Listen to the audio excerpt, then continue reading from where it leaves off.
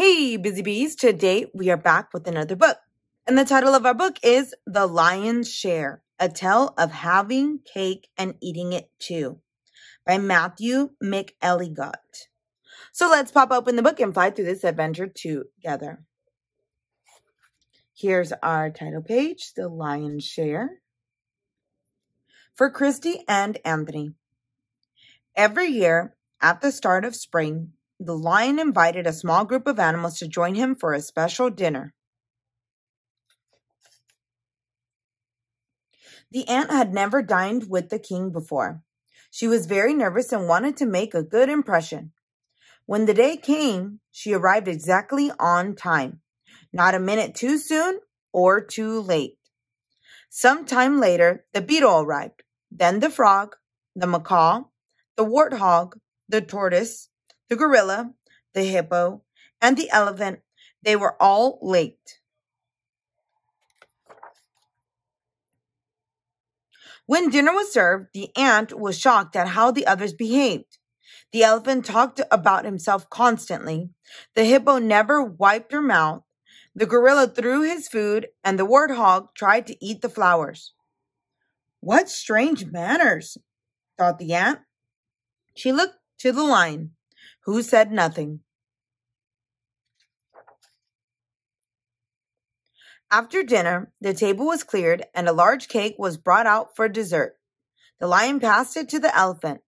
Please, help yourself, he said. The elephant looked at the cake. I could eat this in one bite, he thought, but that might seem greedy. With a grand gesture, he cut the cake in half and passed the rest to the hippo. So he ate half the cake. What a pig, thought the hippo. But if he's taking half, I'm taking half of what's left. She made a slice down the middle and handed the remaining 1/4 of the cake to the gorilla. This continued around the table, as each animal took half of the remaining cake and passed the rest on until it finally reached the ant. As she struggled to cut the tiny slice in two, it crumbled to pieces on her plate. All the animals turned to her. Typical ant, said the elephant. She thinks only of herself. When the cake came to me, I shared it. I know, said the hippo. We all did. Doesn't she know the king hasn't eaten yet? Scoffed the tortoise. The warthog, who was sitting in her cake, simply shook her head in disgust. The ant was mortified. Surely she would never be invited back. My king, said the ant, please forgive me. I am ashamed to say there is nothing left to share. But if you allow, it would be my honor to bake a special strawberry sponge cake just for you tomorrow. It is my grandmother's recipe, and I think you will enjoy it. The king smiled. Thank you, he said. You are very generous.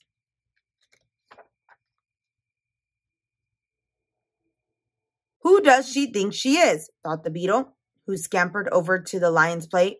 My king, to show my thanks, I would like to bake you 2 cakes tomorrow.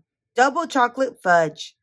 Hey, king, said the frog, I'm going to bake you 4 raspberry layer cakes tomorrow. That's twice as many. I can top that, announced the macaw. I shall bake the king twice as many carrot cakes. 8, and he shall have them tomorrow. Then I'll bake twice as many mud cakes, snorted the warthog. How many is that exactly? 16, said the tortoise. Really? Said the warthog. That sounds like a lot.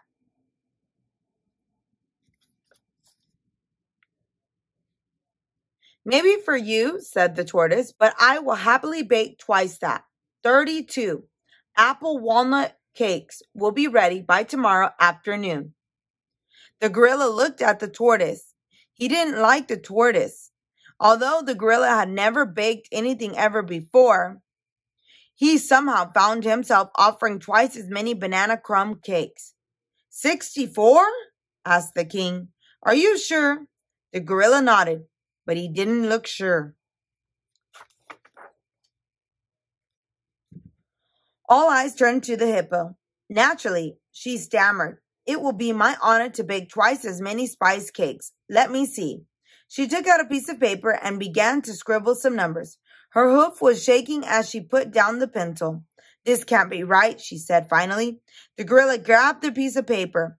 128, he announced with a grin. I don't think the lion wants that many cakes. The elephant was crestfallen, but he had to top the hippo. Elephants were twice as good as hippos. With a deep breath, he announced, "And I, the great elephant, shall bake twice as many as the hippo. 246 peanut butter pound cakes." 256, corrected the tortoise. "Oh, for goodness sakes," cursed the elephant.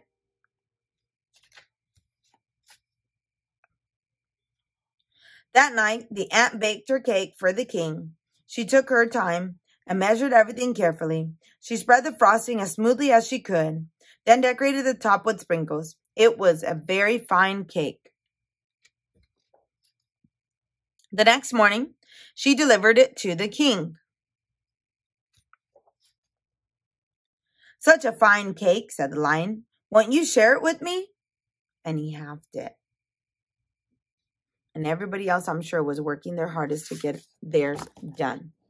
If you like this video, give it a like. And if you like to follow along for more adventures, hit that subscribe button. And I will see you on the next one.